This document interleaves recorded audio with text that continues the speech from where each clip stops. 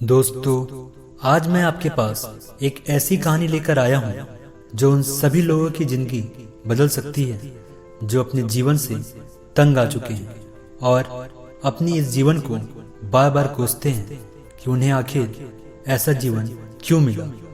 आपके उन सभी सवालों का उत्तर इस कहानी के माध्यम से देने का हमारा एक छोटा सा प्रयास है।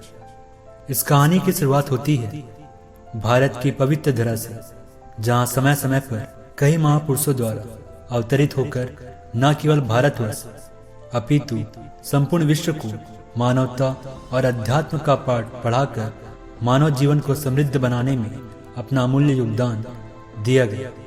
आज उन्हीं महापुरुषों में एक महर्षि रमन, जिनकी बातें हम आज आपके बीच रखने वाले हैं। भारत के अरुणाचल पर्वत पर महर्षि रमन का आश्रम था।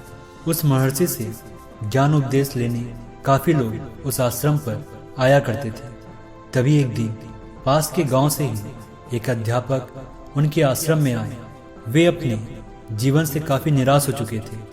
उनके घर पर हर वक्त परिवार में कलह रहता था, जिससे वे काफी परेशान थे।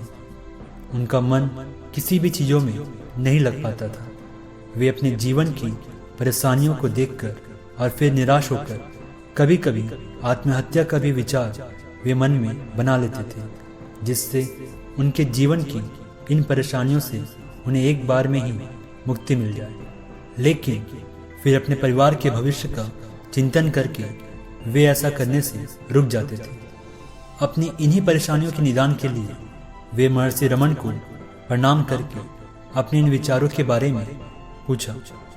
उस समय महर्षि आश्रमवासियों के भोजन के लिए पत्तल बना रहे थे। वे उस अध्यापक की सारी घटना सुनते रहे, लेकिन उनकी पत्तल बनाने की एकाग्रता में जरा भी परिवर्तन नहीं आया। इससे अध्यापक कुछ परेशान जरूर हुए और उन्होंने सोचा कि शायद मेरे इस विषय पर महर्षि को विचार प्रकट करने में कुछ आपत्ति होगी, इसलिए वे चुप हैं। और फिर उन्होंने महर्षि से पूछा, भगवान, आप जिन पत्तलों को इतनी एकाग्रता और मेहनत के साथ बना रहे हैं, वे तो भोजन के बाद फेंक दिए जाएंगे। महर्षि ने उस अध्यापक को फिर जवाब दिया, आपका कहना बिल्कुल ठीक है कि ये पत्तलें उपयोग के बाद जरूर फेंक दी जाएगी, किंतु वस्तु का पूर्णतः उपयोग होने के बाद फेंकने में कोई बुराई नहीं है। बुराई तो तब है जब वस्तु का पूर्ण और यथा योग्य उपयोग ना करके उसे पहले ही फेंक दिया जाए। आप तो विद्वान हैं, अपने छात्रों को आप शिक्षा भी देते हैं। मेरे कहने का तात्पर्य आप अवश्य ही समझ गए होंगे। महर्षि रमन के उस वचन में उस अध्यापक को न केवल अपने प्रश्नों का उत्तर मिल गया, अपितु जीवन की एक नई दृष्टि भी प्राप्त हुई। उन्होंने आत्महत्या का विचार त्याग दिया और अपने अध्यापन के धरातल पर एक अर्थपूर्ण जीवन की खोज में वे जुट गए।